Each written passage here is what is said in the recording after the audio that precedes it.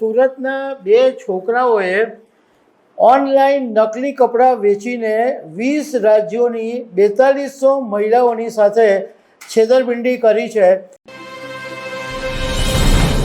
આજકાલ કેટલાક લોકોની માનસિકતા એટલી હદે ખરાબ થઈ ગઈ છે કે શોર્ટકટમાં પૈસા કમાવવા માટે કંઈ પણ કરે છે અને ક્રાઇમની જે પરિભાષા છે એ સાવ બદલાઈ ગઈ છે।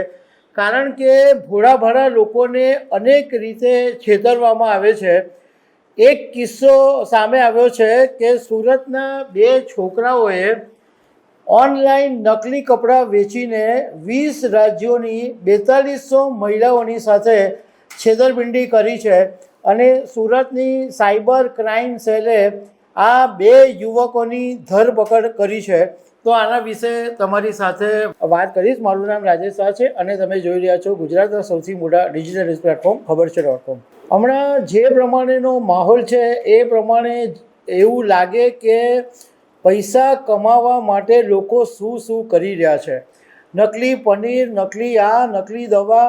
હવે એક કિસ્સો એવો સામે આવ્યો કે તમે ઓનલાઈન માર્કેટ અત્યારે બહુ જોરમાં છે, તો ઓનલાઈન માર્કેટ ઉપર તમને બતાવે કંઈ જુદું અને જ્યારે ડિલિવરી મોકલે ત્યારે કંઈક હલકી ગુણવત્તાવાળો જ માલ હોય અને આ બાબતે મોટા વરાછા અને પૂણાના બે છોકરાઓની ઓનલાઈન નકલી કપડાં વેચીને 20 રાજ્યોની 4200 મહિલાઓની સાથે છેતરપિંડી કેસમાં બે છોકરાઓની ધરપકડ કરવામાં આવી છે। એમાં એક પૂણા ગામનો રહેવાસી અંકિત અજુડિયા છે જે 29 વર્ષનો છે અને મોટા વરાછાનો મૌલિક દુધગરા એ 25 વર્ષનો છે।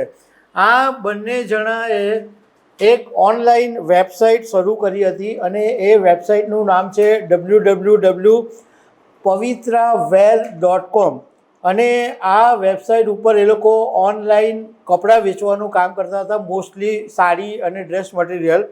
તો આ વેબસાઇટ ઉપર એ લોકો જે વિવિધ પોતાના ઉત્પાદનો છે એ બહુ સારી રીતના બતાવે અને એના જ્યારે ઓર્ડર આવે ત્યારે એકદમ હલકી કક્ષાનો માલ મોકલી આપે। પોલીસ તપાસની અંદર જાણવા મળ્યું કે આ લોકો પોતાની વેબસાઇટ ઉપર જે લેડીઝ ગાર્મેન્ટ્સ મૂકતા હતા એની કિંમત 1000થી 1300 રૂપિયા બતાવતા હતા અને જ્યારે ગ્રાહકોને ડિલિવરી કરે ત્યારે 200 રૂપિયાવાળી સાવ સસ્તી સાડી એમને મોકલી આપતા હતા।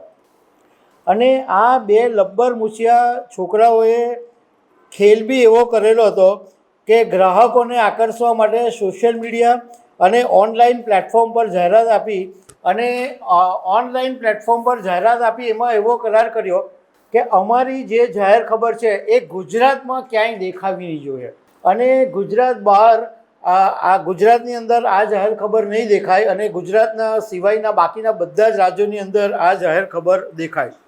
સુરતના ડીસીપી સાયબર ક્રાઇમ બિશાખા જઈને મીડિયા સાથેની વાતમાં એવું કીધું કે અમને 2 ફરિયાદ મળી હતી ગાઝિયાબાદથી અને એમાં એવું કહેવામાં આવ્યું હતું કે એમણે કેશ ઓન ડિલિવરી પેટે 1200 રૂપિયા અને એક જણાએ 1100 રૂપિયા ચૂકવેલા હતા।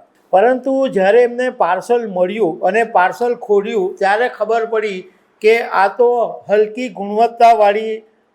ગુણવત્તાવાળા કપડાં છે અને આ બે લોકોની ફરિયાદને આધારે તાજેતરની અંદર સુરતના સારોલી ખાતે આવેલા કોહિનૂર માર્કેટમાં જ્યારે દરોડા પાડવામાં આવ્યા ત્યારે ત્યાંથી અંકિત અને મૌલિક દુધગરાની ધરપકડ કરવામાં આવી અને એમણે એવું કબૂલાત કરી લીધું છે કે છેલ્લા 2 મહિનાથી એ લોકો આવી રીતના લોકોને છેતરવાના ધંધા કરતા હતા। 200 રૂપિયાથી પણ ઓછી પ્રોડક્ટ લાવી અને 1200થી 1300 રૂપિયાની અંદર વેચતા હતા।